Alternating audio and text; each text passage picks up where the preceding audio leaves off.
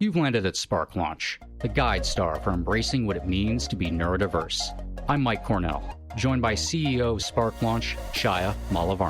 Here, we navigate mental health triumphs and tribulations from all across the spectrum, charting a course through the shared experiences that unite us, and discovering how to embody the unique strengths within neurodivergent and neurotypical alike, igniting your spark and launching it into a better tomorrow.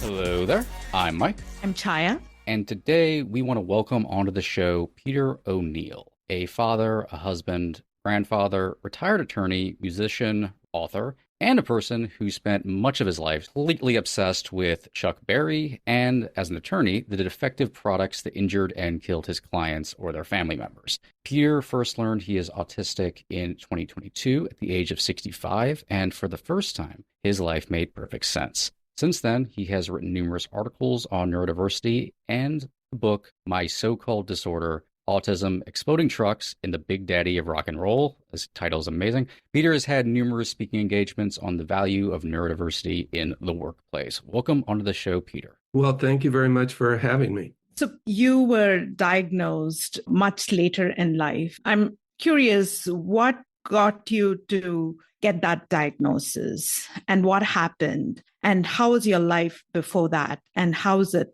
after? Yeah, it's funny. The older I got and having raised 3 kids into adulthood, the more my own life as a young man began to bother me. And I'd think about it a lot. There was a time, it actually began with a really innocent question from my wife. We were driving along and we'd been out to dinner. She'd had a glass of wine or two. And she asked me, "So tell me about your college girlfriends." That was a horrible question for me. I thought I'd sort of let her know that my life in college was different from hers. But it was like I was dropping down an elevator shaft. I felt so horrible. And I've realized later, kind of the way African Americans, some people in the Jim Crow days, they would pass. They would, if they were light enough skin, they would pass as a white person to get by in life. And I realized in a sense I'd been passing. I'd been trying to look like now my life was normal. I'd been through 2 marriages, had kids. I was pretty successful in my career. I did it all very differently, and we can talk about some of that.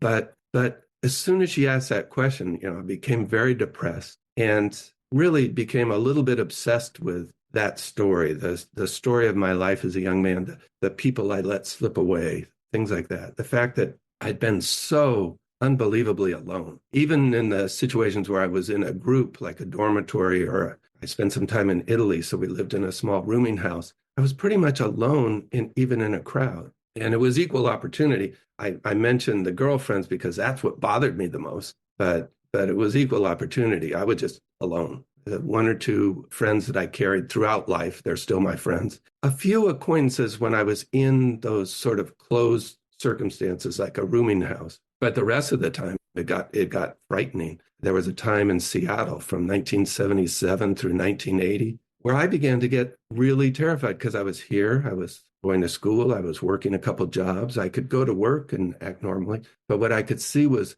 something was really wrong, that all these people who seemed much less interesting than me were going through life pretty happily. They were collecting their friends. They were having a good time. And I had no friends. I had my brother and his wife, and that was it for 2.5 years. A good thing happened after that. We can talk about that. I went to Africa, and that sort of changed my life. It kind of ignited things for me. But anyway, I was feeling bad about this. And then a second layer came aboard. And that was this something like depression, but I won't call it depression because I could do my job. I had a great time with my family, with my wife, but there was something hanging over me that was almost physical. And I associated it with people that I was having to spend a lot of time with. I won't go into who, but that's what I associated this feeling with, a certain lack of respect, like from those people. So I decided that's a reason I can go to the therapist. I can talk about how to get past that. But the real reason I wanted to go there was to pull out this issue from my past.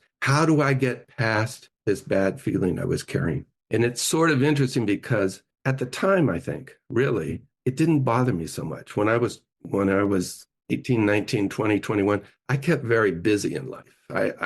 I was interested in everything around me. I was interested in art and music and travel and So I kept myself busy despite the fact that I knew things aren't working out for you, Peter. This is bad. You seem to be an untouchable of some sort. But it bothered me more when I was older, and I thought, how do I get past this? Obviously, I have gotten past it in my real life. I have this wonderful wife. I have three wonderful kids, a wonderful granddaughter. My career has been sort of spectacular, and I've done it exactly my way. So how do I get past this? And that's why I went to the first therapist. I went to two, one right before COVID and one after COVID. Those two are worth talking about because the experience was so different with each one. Thank you for sharing that. And your story about being alone and not having girlfriends, I'm assuming, was what that image is what bothered you, but you were fine being alone because you were busy, you were enjoying.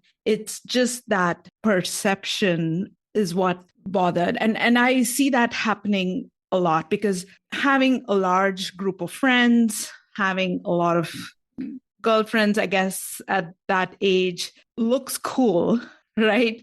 And people want to look cool to be accepted by others because that kind of image shows that you're happy, right? It's not really the internal happiness, but it's just that what we show to the external world. And that's the journey that we all take, right? So because we want to portray this image, this thing to somebody else, but if we let go of that and not have any expectations and just honor ourselves and do everything from our interests, our passion, and it would be an amazing place. So what did you learn from that being alone and that image? My take might be a little bit different. The thing I knew I needed, and the thing when I talk about this girlfriend, I didn't want a bunch of girlfriends or anything like that. I wanted one person who was behind me, what I've got now. And I think I understood that was important to me, that I didn't need, like, I'm still the most solitary person I know. I like being by myself, but I like having these certain very close people that I can really relate to. So my family is a huge one. My family was a huge one when I was a little boy too. But yeah, I was relatively happy doing things.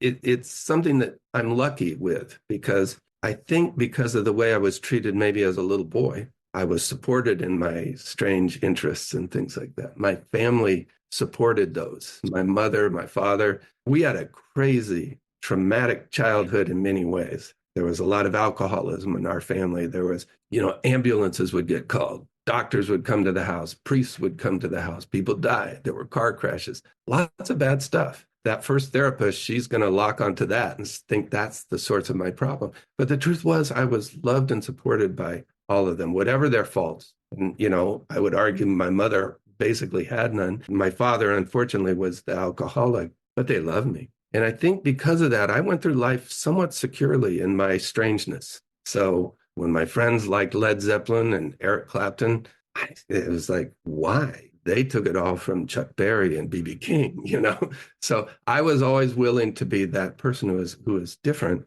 But boy, I wanted someone on my side. And I still think that's a more essential part of me. It happened at work. And we'll talk about that too. I had a real champion at work. But I need sort of people who are on my side, behind me, no matter what. What I would tell young people now, I think in some respects, better now, because they might know that they're autistic. They might not, but most people might be caught more early. In my time, you weren't going to get caught until your 60s or something anyway, because there wasn't knowledge about what it means to be autistic. But I think I would tell, I think the thing that I would learn, the thing that I would like to go back and tell myself is sort of how to encourage relationships with people, how to make that happen, because I had no clue. You can't tell now, but I looked like a little rock star in those days. I had really long hair. I was thin, no glasses. And so I would actually attract these people who would come to me. And I was really lucky in the sense that these spectacular young women who were smart, funny, very independent, because this was 50 years ago. So they were willing to break the rules and come to me. Well, they were coming to me. And we'd have a good time when we were together. What I couldn't do is keep them in my life because I didn't know the simple things you had to do. And I say in my book, I think if I had seen myself in a movie, I would have said, well, that guy's an idiot. He needs to go back and tell her, hey, that was fun. Let's do this again. Let's do it tomorrow. Let's go. But I didn't know. It was sort of like this random event, like a wave washing over me. Suddenly someone was in my life. And then I couldn't keep them. And I'm sure they went away feeling like, yeah, why didn't he return this interest? And it was because I really just didn't understand that part. That all became so clear to me when I started reading about what it is to be autistic. You hear that social reciprocity. Well, for me, I could handle sort of, if you were in front of me, I could reciprocate to a certain degree. But once you were out of my eyesight, it was kind of like gone. I didn't know how to get back. So I had men and women in college. They'd come, I was a musician or a budding musician. They'd find me at the piano. They'd come want to talk about the blues or music. I never said, hey, why don't you sit down and show me what you can do? Or I would just talk to them while they were there. Often I remember these conversations like it was yesterday, and yet they were sort of my only contacts in college. So I think the thing that I would like to teach people if I could, and I think people may get this sort of education, is just sort of, here's what you do when you're presented with this sort of thing. Here's what people expect of you. And in fact, I hope we'll talk about my experience in West Africa, because I was forced to there. That's where I really sort of came of age, became sort of a whole person who could interact. Because when I went to West Africa, people were telling me, here's what you got to do to make friends. Are the greetings you have to do. Here, if you meet a girl, is what she's going to expect, because it's different than in the United States. Well, I heard all those. I remembered all these lessons, and I used these lessons, and they helped me. But I never got lessons like that when I was growing up. People assume you know what to do, and you don't. Right. It's a simple set of rules like you're able to follow, which is what our autistic minds tend to prefer, especially when we have that blind spot for ourselves. We don't notice things that we can notice it from other people. Like, oh, why isn't, he talking to her? Like, she's clearly interested. To us, it's not there. You had written something about your time in Italy that I was reading, and you're saying a lot that like is really hitting close to home with me, because autistic loneliness is very much its own brand. It's existential loneliness. And you're talking about like arriving to a party or something, and there'd be like one person there to start off, and you'd be able to really converse with them. And like you were actually doing okay. And then when other people started coming, you'd slowly be pushed to the back. And that's always been my experience with friends, with family, is like whatever it's one-on-one, ever at the very, I'm really great at the very beginning at like a get together. Whenever like if I arrive early to help set up, it's like, oh, then I'm fine. Whenever it's like two people tops, and then it all kind of starts to fall apart completely. And I don't know exactly how to keep up. I don't seem to be at the same wavelength. And I think a lot of us experience that. We're not at the same wavelength, where that we can be surrounded by lots of people. And there's depressive loneliness, there's existential loneliness, and they're very similar in that you can be alone in a crowded room. Existential to me is, as you put it perfectly, someone who is really behind you, who's really can be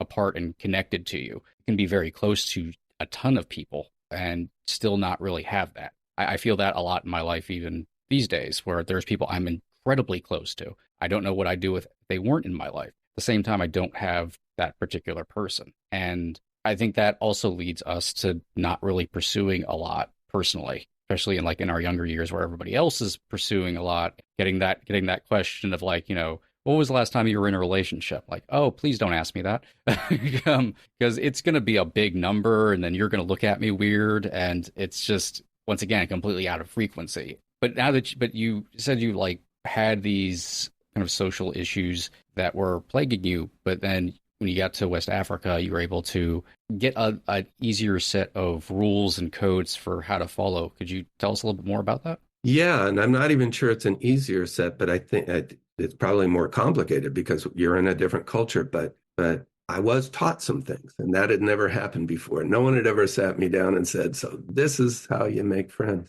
So it's interesting. It came up right after that period, the most alone I've ever been. Not necessarily the most unhappy, but when I started realizing my life is different, are those years from 1977 to 1980 here in Seattle. And I started becoming a little bit afraid, like, this is going to be my life. I'm going to be this person that has no human contact. And then I did the greatest thing in the world. I joined Peace Corps, which I'd always wanted to join. And I went off to West Africa, to this little country. And it was beautiful there for a bunch of reasons. I think whatever there is about me, it's small. It seems to me that my differences are fairly small, but they're noticeable. People pick up on them. Lots of people, the most neurotypical people, are going to pick up on those differences, and they'll come in and say, "Hey, how you doing?" They'll want to meet me because I'm this lawyer or something, and then they'll start realizing, "Ooh, there's something a little wrong about this guy.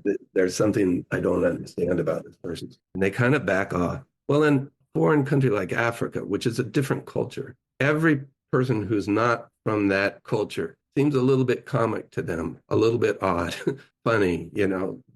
They like people from other cultures. They like to get to know you, but we all look a little bit goofy, and I certainly look no different from anyone else. So that's the first really big thing that happened to me. They couldn't spot the little things that other people spotted. The second thing was we got these lessons. It was in training. The training was great. They taught us how to speak French, in my case, and then they taught you a little bit about how to survive in the culture. And there was this young woman. She was a former volunteer. I'll never forget her. And she's the one who was teaching sort of what to do when you get to the village. And she gave us this lesson about, so you want to go to your village and meet all the movers and shakers, the people who work at schools, at churches, the civil servants, whoever seems to be important there. You want to get to meet them and then invite them to your house. And you should be ready to receive them, like get some drinks, get some snacks, whatever you can, so that when they come, you can make them really happy. And these are the people who are going to help you do the things you want to do in this village. So I took all that down.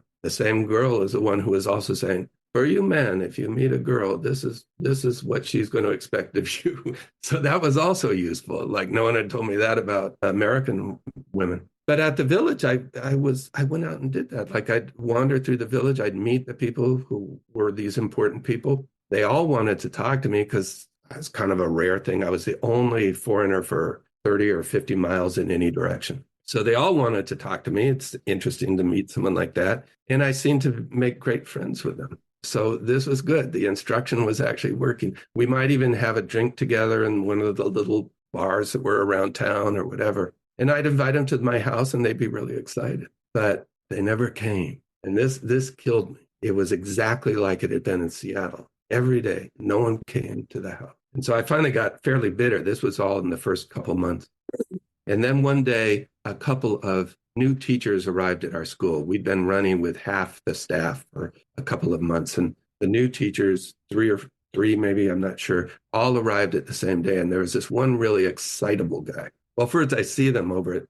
They're hanging out with the teachers who've been there all year. And I think to myself, well, you can't just walk past. You've got to go over and say hi to these people. That's one of the things I'd learned too in the village is the greetings there are very important. You can meet someone 5 times during the day. Every time you're going to shake their hand, you're going to ask them a series of questions about their family, their job, their work, their farm, their kids. So I knew I had to go over and greet these people. I couldn't just walk past. And there's this one really excitable guy doing all the talking. His name is Mr. Jagba. If he's still out there, I hope he sees this. But he goes, so do you all hang out with Mr. Peter? And this other guy who'd been there all year kind of shakes his head sadly and he says, no, Mr. Peter likes to hang out by himself. And this was the first time I got angry. I really loved being in West Africa. I loved everything about it, except this enraged me. And I said, what do you mean I like to stay by myself? I've invited you to my house 6 times at least. You've never come. And this guy looks at me kind of sadly and he goes,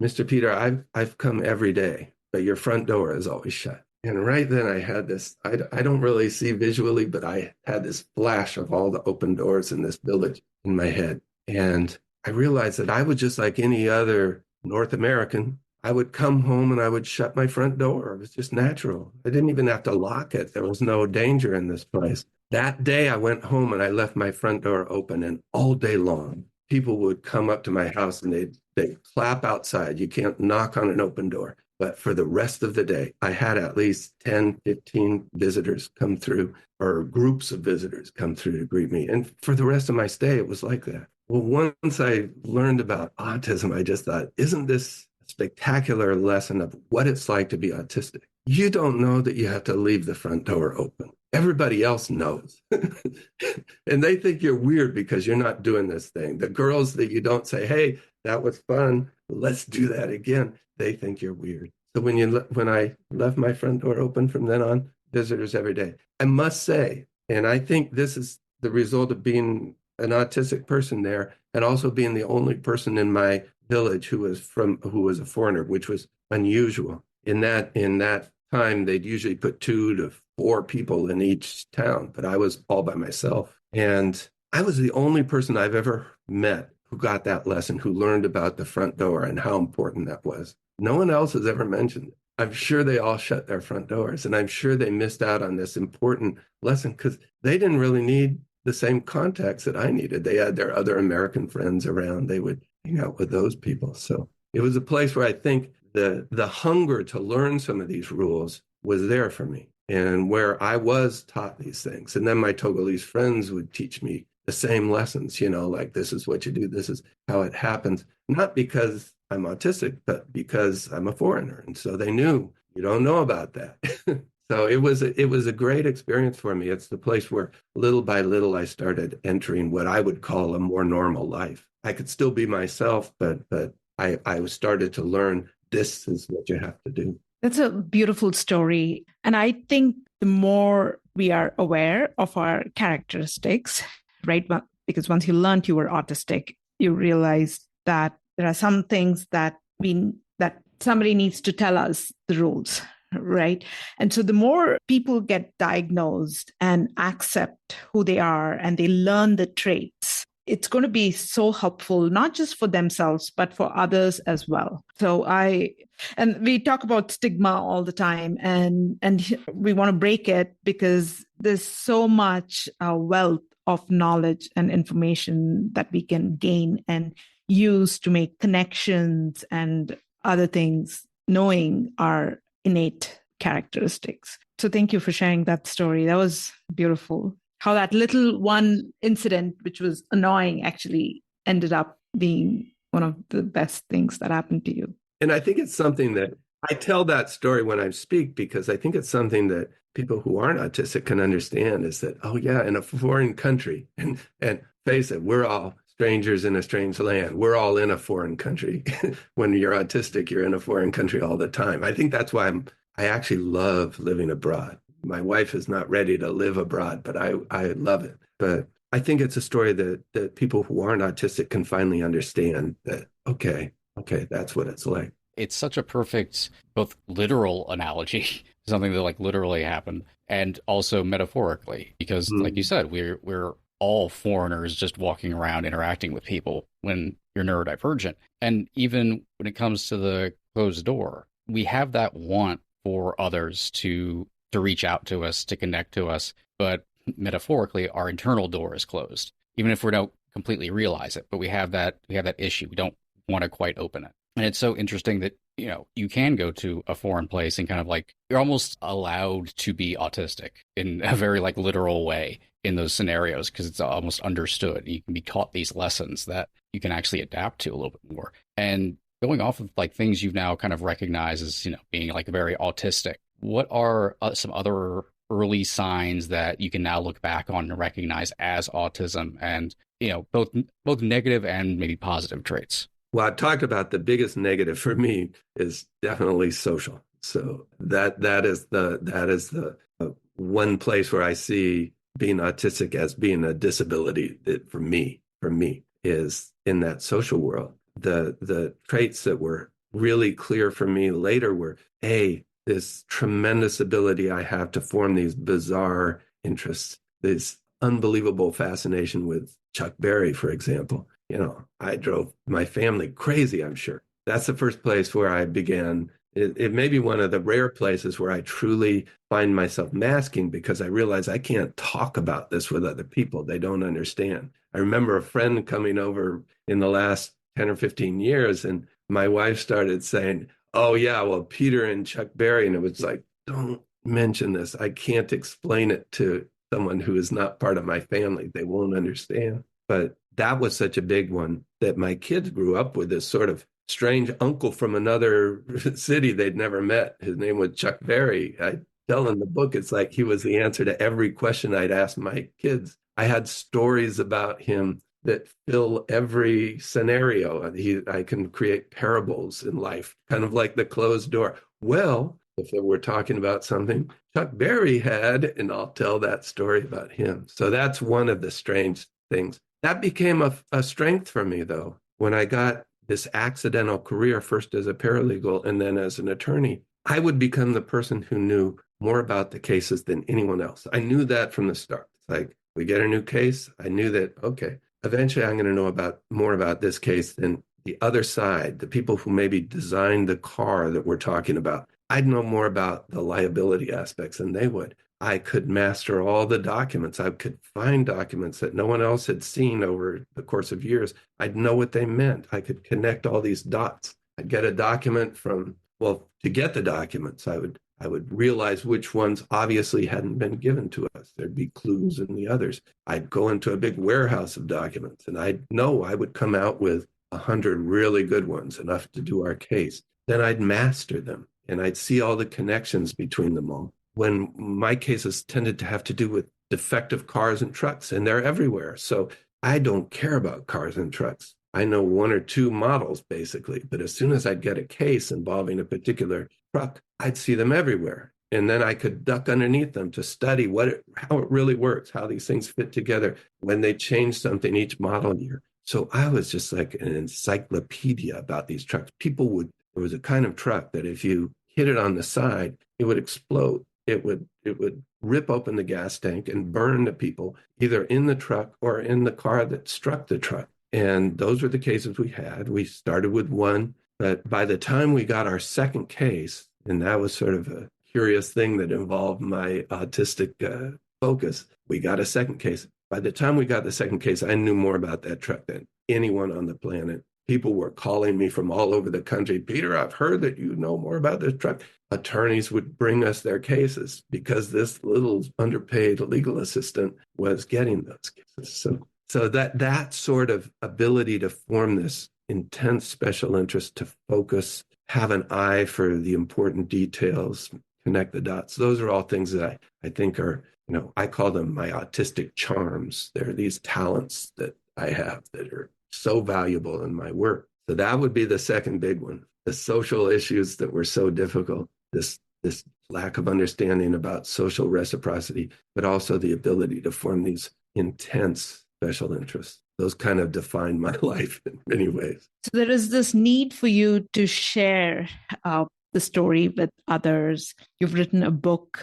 Tell us about that. Well, when I was finally diagnosed, the second therapist is the one who diagnosed me. We need to talk about the first therapist, but I'll take it out of order. I go to meet this second woman, and it took her about 10 minutes. So she said, "So, do you know the word neurodiversity?" I said, "No, I've never heard of this." I was 65. And she goes, "Well, do you like to read?" And she sent me home with a book. And that's when I started figuring out, this is what she's talking about. But when it then took, maybe a month and a half, we'd see each other every couple of weeks. So it took 3 or 4 more meetings for me to really decide this is 100% me. I'd tell her, "Well, you think I'm autistic, but what about this? Like, I don't feel like I do stimming." And we'd actually talk about it. And I'd sort of start changing my mind that, well, I do have some very odd habits that I do to calm myself down and feel better. I don't think I'm really big on routines. Then I'd see that, like, this Zoom call, I had to get up really early, break my routine just so that I could go through my routine and then speak to you. So I finally told her, "You've got to be certain, because I know what I'll do." I'd already written a book about my fascination for Chuck Berry, which I could now see was the most autistic book ever written. It was about this special interest, and it was about him, but it was also about me and telling my whole life story. And so I knew I had the skill to put together this long form book. And I can give talks. I can't necessarily speak off the cuff so well, but if I prepare, I can give a good speech to people. And I knew that I'd read enough about what it means to be autistic to know that a huge percentage of us are unemployed. And I also had read enough to know that I had made millions and millions and millions of dollars for people who are hurt, and for the attorneys that I worked with through my autistic charms, through these skills, these talents that I had that were very autistic. I always have to say it was hard work that did it. It wasn't magic. It wasn't something like you might see on television. It was hard work, but that hard work was driven through a very autistic mindset, and that's what did the magic. Something I always thought was magic. So I knew I would have to go out and speak, to reconcile those two things, to tell at least attorneys, and that's mainly who I've spoken to so far. You'd be crazy not to hire someone like me. You'd be crazy, and you're not going to want to, because I might not do the interview well. I mean, I've had one job really since I came back from Africa. I was given a 2-week job, and I'm still doing it. I said I was retired, but I just got another case that I'm working on. So it's been all this time, because I know I couldn't succeed with an interview. It's not my forte. I don't do well at the office party. In the office, it depends on who's there, but I have these weaknesses, but I also have these tremendous strengths. So I had to go tell people, you might have this odd, quiet person, or meet this odd, quiet person. Take time to get to know them, find out who they actually are, and then cherish them, keep them, champion them. We talk about allies. I kind of like the word champion, because it's an ally who's got power. And I think that I know I needed, at least until I could be securely on my own 2 feet, I needed a champion with power to keep me on the job. And luckily, I got one. Sometimes I forget the question that was asked. It's all beautiful. So I feel our gifts show up when we are passionate about what we do, when we really enjoy what we do. At least for me, my gifts are not there if I'm not aligned with the purpose. So how did you get to be an attorney? And is it something that you were internally called for it? It was a complete accident. In fact, I used to give speeches a lot. I was so good at what they call discovery, learning, finding the documents that people are trying to hide from you. I'd call it the digital haystack. Nowadays, instead of sending you to a warehouse, they give you 16 million PDFs, and you have to open each one at a time. But I was so good at that. Then my sister, who joined my practice, was so good at it too, oddly enough, that I became a success in that sense. But my career was a complete accident. Oh, I know what I was starting to say. I would give these talks about the discovery, and I'd always tell the people, I just thought it was kind of fun. I'd tell the people, I never wanted to be a lawyer. I wanted to be this guy. And then I'd put on the screen a wild picture of Chuck Berry dancing with his guitar. And I'd say, well, but it didn't work out. And then I'd sort of explain that what I really wanted to be was some sort of artist, whether it's a writer, a painter, a musician. But I ended up doing this thing. And then I'd show them an artist from Seattle. And it was an artist his name was James Washington Jr. And he would work with stone, and he wouldn't make big changes in the stone like you'd see in certain statues. He would just sort of carve away and scrape until he found what he said was always there. It would usually be some spiritual item, some animal or a fish or something like that. And he quoted, I didn't know this at the time, or I'd forgotten it, but he quoted his hero, George Washington Carver, who said, if you love a thing, it will give up its secret. And to me, that spoke to exactly what I'd always done, what you just said. You have to really love this. I love my clients. They might be burned all over their face, their ears gone, their arm gone, their hands no longer functional, but they were beautiful people. And I found that I loved learning the secrets that a corporation might have to protect their money, to protect themselves from liability. And so I would be like James Washington Jr., and I would return to these documents again and again and again, the same old documents. Whenever there was spare time, I'd go back to them until they gave up their secrets to me. On the cover of my book, there's picture. This was the first document I saw in the case, and it was in some notebook someone had given to me. And as soon as I saw it, I thought of a peach. And it was a particular peach. It was a peach my sister had painted on a T-shirt. And I filed it away because I knew that document. I knew what it was. I knew it was a picture of a gas tank. And I knew it was important because it was like this sketch picture of the gas tank on our truck. But at the bottom, I don't know if this comes out backwards, it says a probable easy fix ale. And that's a lawyer's dream. I wasn't a lawyer yet, but that was a dream. The company itself calls something a fix. This is a fix. That means there's a problem and you've got an easy fix for it. I just was thrilled by that. It was that sort of connection that I could always make. It was that sort of connection that ended up making me invaluable at the firm that I worked. And luckily, I had this wonderful boss. He could be harsh if you didn't do good work for him, but he had a lazy streak. He was really smart. He was really quick on his feet. He was super neurotypical in that he could schmooze. He'd always say, I'm a schmoozer. So with the judges, with the mediators, with the opposing attorneys, he could get along. I was the exact opposite. And we were like an old married couple within a couple of years. We were just together. We could do the work of 50 people. And he really appreciated that in me. He was that champion that I'm talking about because he was powerful. He was one of the more famous attorneys in Washington State, especially doing product liability law. But he saw in me that this guy can figure out any of these cases, sometimes instantly, always, but he always gets the job done. So working with him, he would allow me this incredible freedom.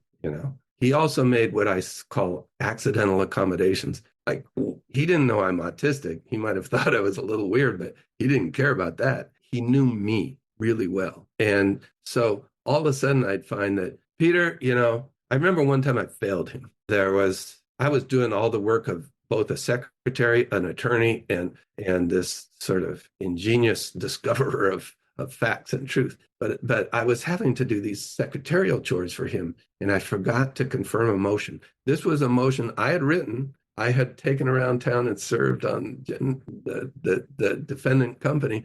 I had done the whole thing. He was going to go argue it because I wasn't an attorney, but I forgot to call the court and say, okay, yeah, we're on. And so he came back and said, well, you forgot to call the court. And I was just crushed. And he just laughing. He goes, Peter, I don't care. We'll do it again next week. Don't worry about it. But then he took those sorts of chores from me. He gave them to some younger person who had just arrived. That was an accommodation. I wasn't as good as the younger person at that particular kind of chore, but I was great at the other thing. Then he gave me big office space that other people didn't have. There was a time I had a whole suite of offices just for all my thousands of documents and my funny exhibits that I'd have made.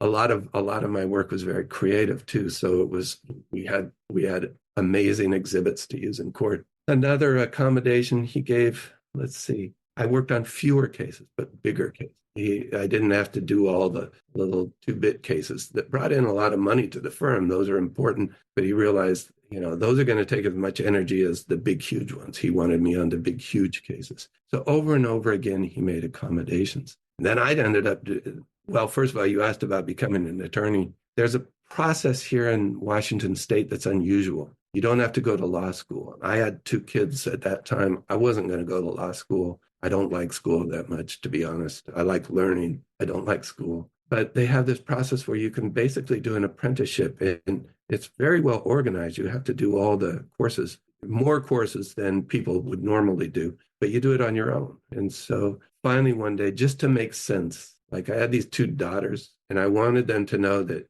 you don't have to be stuck someplace. And I knew this is kind of unfair. I'm doing attorney work, but I'm not being paid like an attorney. I'm not being valued by an attorney. No one says Peter O'Neill did this. They're talking about my boss. And so finally one day I asked, will you help me do this program? It's an apprenticeship. And I remember he looked like tired because he knew what it was going to involve, but he said yes, and got me through that thing. So without ever taking a law school class, I was allowed to sit for the bar exam 4 years later and passed one of the difficult bar exams. Being an attorney never was something I wanted to be. I wanted to be Chuck Berry. That didn't work out. But it turned out I was really good at it. And it provided me endless fun. Like I actually, working on a case with the right people, I just love it. I would have tremendous fun doing it. Gleeful fun. I can remember times, I hate to compare myself to him, but I saw the most horrible autistic person on earth bouncing across a stage. I can remember times when I would discover something important and bounce out of the office, down the hall, screaming because we'd figured out some wonderful thing. So it was never my idea to become a lawyer. I just knew it would make sense of all the years that I'd put into it. And it ended up working out. I ended up really liking it. And eventually, just add, I did it very much my own way. Like, this is something that I really think stems from that childhood where I was so supported. I ended up, when I lost the ability to work with that mentor, I opened my own little shop and I was the only person there. And I'd team up with other attorneys to work on these cases. But I made it a point. I was on my website that I only work on 1 or 2 cases at a time, because that way I can really focus my energy on that. So another accommodation. I rented a little office for a while, and then I thought, why? I'll just stay home and do this. There's no reason that I have to go to a little office anymore. Another accommodation. I didn't know I was autistic, but I knew exactly what I needed. And it's one reason I encourage people, if you're out there in the work world, find a champion, a powerful ally who really believes in you, and or start your own business. Because if you notice all these sort of autistic men who are running the world these days, they all started their own business. I don't think they would fit in at General Motors. I know all about General Motors, like Chuck Berry, and to fit in there in the old days, you had to wear a certain suit, wear a certain tie, you had to belong to certain golf clubs, you had to do certain things. Well, I don't think autistic people can do any of those things. I mean, we could, but we're going to be very unhappy. And so I think that's why you find Bill Gates, who recently said, probably would have been considered on the spectrum, or he who I shall not name. They start their own companies. And I think that's a clever thing. That's a clever adaptation that autistic people can do. Start your own company, find something that you can do that better than anyone. I was lucky to have a niche that was where I only have to work on one case. If I settle one case every couple of years, I'm good. If I settle 2, I'm great. If I were working on tiny cases, well, that would be a harder proposition. So I was very lucky in that respect. But I think that other people, no matter what you do, are probably better off starting your own thing if you can't find that change. Because the freedom, right? We thrive in freedom because we know ourselves and we can organize our lives in a way that supports us. And of course, it's more challenging because you have to figure it all out, but it's completely worth it instead of trying to fit into the box. Yeah. Right. A couple of things I wanted to mention was that we don't have to figure out our passion, our big thing, right? Because we don't know. I'm just talking about younger people, but it's just about doing things that we enjoy, even if it's little things. And that'll take us to that one big thing one day. And it'll all make sense. As Steve Jobs said, you connect the dots backwards and it all makes sense one day. So that was, it's amazing how you ended up being an attorney by just following your heart and doing what you love. And some of it was just that accident of doing what I had to do. I was my first wife was from the West African country. That's where I met her, and she came over and she couldn't really contribute a lot to supporting our family in the first early years. So I had to keep working, doing something that I actually didn't want to do. But I found, the way to make it really work for me. I was pretty good at it. I was probably as good as other people. But when I finally found one of these big, intricate, interesting cases, then it all started to roll. Then I started to be able to do what was my destiny, my work. Is it worth talking for a minute? I want to talk about my first therapist, the first one I went to before COVID. Oh, yes, please. She was great. I found her randomly, and she was fairly nearby. It was easy before COVID to get a therapist. It was very difficult after COVID, when I wanted to try again. I think all the neurotypical people were so horrified at being alone, they all hired therapists, and you couldn't get one.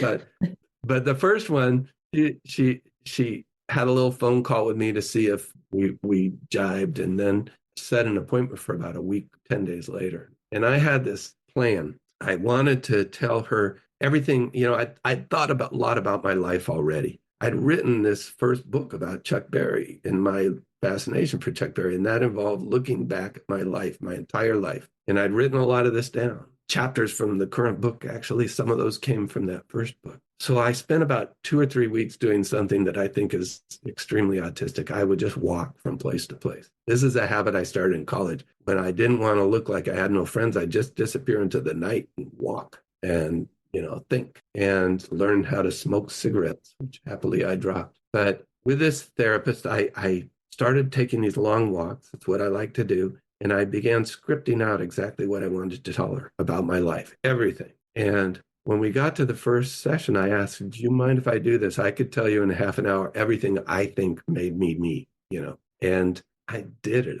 It unrolled perfectly. I had put all this into my consciousness or subconsciousness, and I was able to tell her this stuff.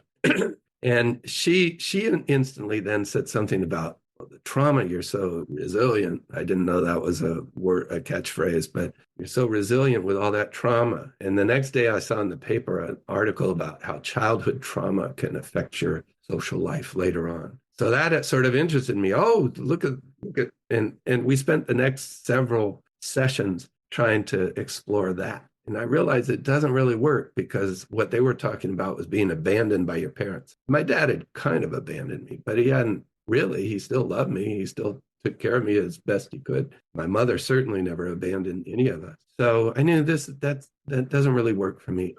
When I met my wife, I attached to her instantly. There was no attachment problem. It's something else. So we argued for that for a while. And then about the third session, I came in laughing, and she was ecstatic. She was a great person. I liked talking to her. I liked telling her about my life, things that I hadn't told anyone.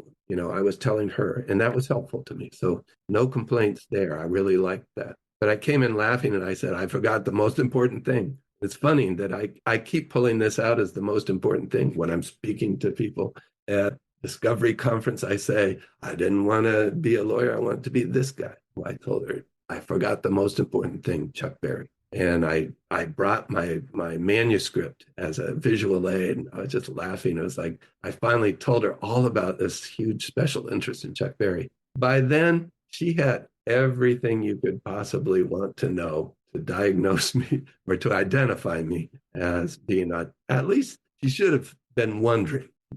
She should have told me, I'm a product liability lawyer. I don't know anything about wills, trusts, and estates except what I studied to pass the bar. But if somebody comes with a problem that's a legal problem, I can tell them, I'm not your guy, but you should think about this. You should go see this attorney. Well, that's where she failed, because she was never in 100 years going to raise the question of neurodivergence. And luckily, COVID intervened, and I just had my Zoom experience that really upset me. So I told her, I'm not doing this on Zoom. No way. So we ended our relationship. A couple of years later, I decide these same things are bothering me again. I was having the exact same sort of depression type thing, which I now think was just a toxic reaction to neurotypical people who were bugging me, who weren't seeing my strengths. But the other thing was still bothering me of my youth. And so luckily, I managed to find this one person. I call her in the book the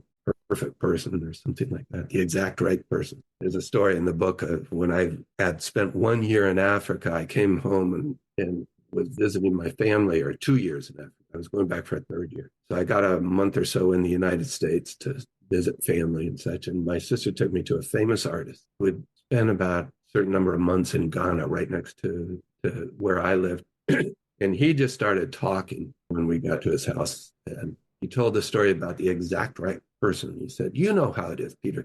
You'll be chewing on some problem. You'll have some issue. And all of a sudden, the exact right person will come and speak. And he considered this a magic thing that happened in Africa. And when he was saying that, I couldn't think of anything like that. As soon as we left, I realized, oh, wait a minute. I'm going back for a third year because of this person who mysteriously entered my life for 2 or 3 hours, told me, you can't possibly leave this country. You've got to re-enlist. You've got to do another year here. Your work has only just begun. So she was one of these exact right people. Well, my second therapist was too. She's the one who saw in 10 minutes what was going on. And, what a miracle that was. What a relief. Not instantly, but eventually it became such a relief. Yeah. And when I say not instantly, that one of the things, like I remember talking about my wife with it, we were taking a walk and I said, do you know what neurodiversity is? And she gave me kind of this look like, well, that's what you talked about with this woman. She realized, this might explain this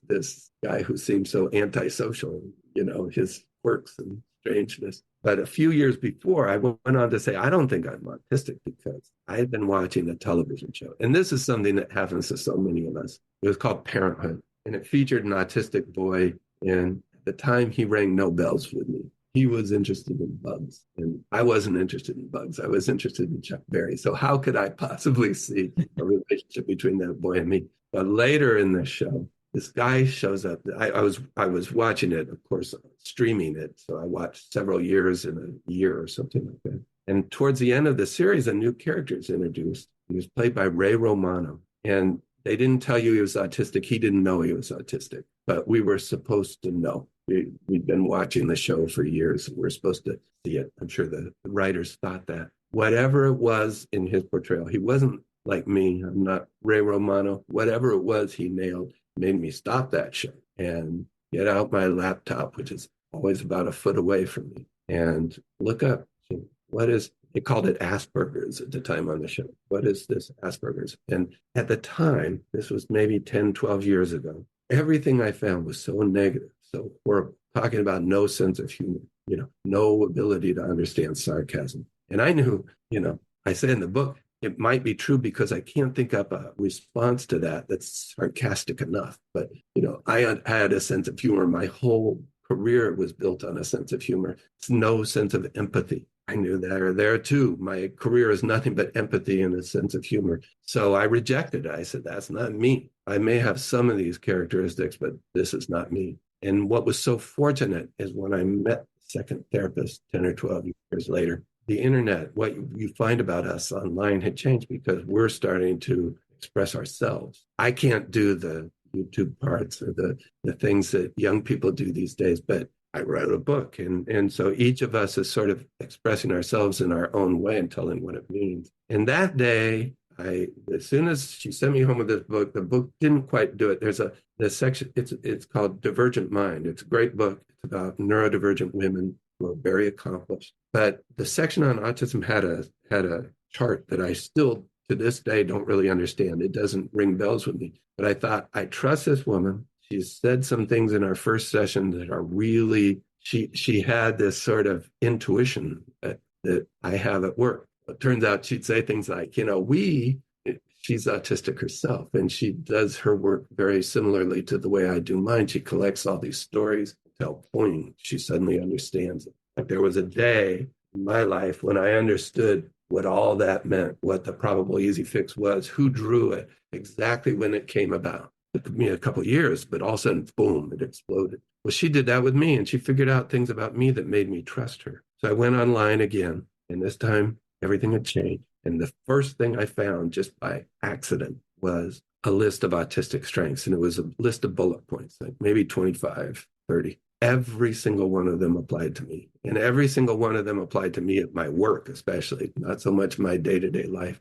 And so that made it so much easier to also, this might this might be me. And the more I learned, then the more I struggled with it, the more I said, well, I don't stim, but I play hundreds of hours of the stupidest game on earth, solitaire, as I'm working over problems. I spend hours weeding the garden or noodling on a guitar, playing drums, or doing, there are other things that I do that are so obviously the same thing as stimming. They're just kind of a different version of it. So one after another, all those things fell, and I realized that, yeah, this is me. And what a joy that was to suddenly understand this life, forgive yourself. Like she didn't do it in 10 minutes. It took me a couple of weeks to get through it, but she did it in 10 minutes. She gave me what I had gone to a psychotherapist for, was to find out a way to get past all that pain. So things that I wouldn't even talk to my wife about. She asked me about these girlfriends. I put in a book. I go talk to 200 lawyers. It doesn't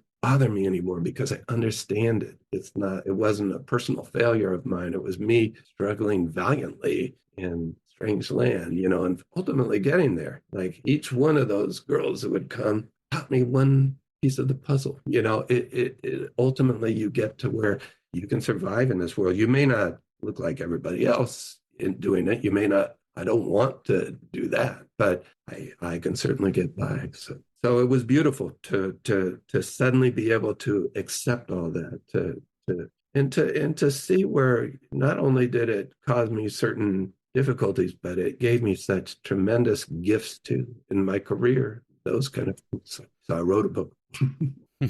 Struggling valiantly. I love that phrase so much. That's what it's about for us. It's not because of personality deficiencies or character traits that are incorrect or negative. We are struggling valiantly, and you have to continue to struggle valiantly. And I think it was such an interesting point that weren't able to peg yourself until you saw autistic strengths, because just 10 years ago it was impossible to find those, because all of the literature, everything that was involved, because our voices were being silenced, we weren't being listened to. And so we all started comparing notes on the internet, thankfully, and started listening to neurodivergent, writers and creators. And when you look this stuff up, it was all written from the point of view of a neurotypical who didn't like us, who found us frustrating to interact with, who didn't understand us. Entire idea, even that, well, they're the neurotypical ones and we are the divergent ones. I wear divergent with a badge of honor, of course, but it all comes from this idea that we're not necessarily 50-50, that we're not just a normal part of the population. And it took a long time for those strengths to be highlighted. Instead, it was always the cliche things. It was always just the negative traits, and negative traits that weren't even correct. We weren't empathetic because the person talking to us didn't like us because of how we were acting. And that's why we came across as unempathetic, because, well, we can sense that you don't like us and we don't like interacting with you because of that. We pick up on those cues, even if you're lying to us, because we see patterns. We see all like your invisible little notions and things like that. And what I love about what you've done is, for a lot of people who come across a diagnosis later in life, it's a very strange experience. And at first, for a lot of people, it's even like a negative experience at first, because it's an odd transformation where you're transforming into yourself who's always existed, but you're suddenly aware of it. But you have launched so stupendously, like directly into neurodiverse advocacy and wanting to tell your story and how actual kind of positive and beautiful it is, and the messiness of it and what it can give to other people, and show that like we, as autistic people, as neurodivergent people, we have a lot to offer that is not afforded to us because of rules that are set up completely against us. And we are not allowed to explore that to its fullest extent for those reasons, for the same people who write those negative traits down as symptoms of neurodiversity. And I hate the term symptoms in regards to that. And I'm also just so glad that you called your book My So-Called Disorder, because I hate that. I hate autism spectrum disorder. Even I tend to call it autism spectrum condition, but even a condition sounds, it's the closest you can get, but there's no real right word. I'm on the autism spectrum, and that's it. It is not condition. It is not a disorder. It's just the specific way the brain happens to be wired and how that affects our biology up and down. And I love what you've been able to accomplish using your neurodivergent traits without even realizing it, and so often. And I love a lot that you are bringing to the table with this, like that valiant struggle, the champion. I really love all those terms, and I want to really thank you for writing those out and doing such a great part in wanting to make the world a safer place for people like us, and a more open place to the wider, cerebral cognitive diversity that happens to exist out there. And I want to really thank you for also coming on the show and talking with us. This has been really great, and I hope we can stay connected. And I look forward to reading your book, and I could honestly talk to you all day. So this has been great. Thank you so much for coming on. It was a joy listening to you. I had a smile throughout. I don't know if you noticed, but you're a joy to listen to. And the stories and the details. Very, very nice. So thank you so much. Well, thank both of you, and thanks for doing this to allow us to have our voice out there in another way. So I really appreciate that. And I'll be sure to include links to your book in the show notes, along with your LinkedIn page, your blog, and any place else that you would like to be found. And what is kind of like your last parting thought before we leave? Well, I guess one thing, just speaking on those positive terms that you were ending on, not only are we here, but we're here because of natural selection. We're here because we need to be here, because we're good for the world. It's kind of fun to joke about some of that, but I've read things where people have said, somebody needed to invent the wheel. I used to say somebody needed to kill off Twitter, but now that's not fun anymore. But I really think that we're here for a reason. We're here because we bring a different way of thinking. Nowadays, at least here in the United States, they're trying to make diversity, equity, inclusion a bad thing, a bad word, something we should all fear. But obviously, diversity is what makes us great, no matter where we are. Every kind of diversity of age, diversity of ethnicity, of culture, diversity of gender, all these things bring us all this stuff. It's like food in America. Imagine without diversity. Imagine if we didn't come from all over the world. We'd be eating what? Mutton? And I don't know. But we've got food from all over the world. Well, it's the same thing at work. You need to bring different types of thought, different ways of thinking. You need the schmoozer like my old boss, and you need the person who can figure everything out. That's me. We're here for a reason. I think we all need to be extremely proud. We need to know that, hey, we bring a lot to the table. That's, I guess, what I was trying to say with my book or with my speeches, whatever I do. Beautiful. Because I have to say, some of the younger generation, they struggle because the world is built differently. And what you said, we are needed. It's important to bring that different angle and ourselves truly, and not try to be somebody else, be ourselves. Because you need that. The world needs us. Absolutely.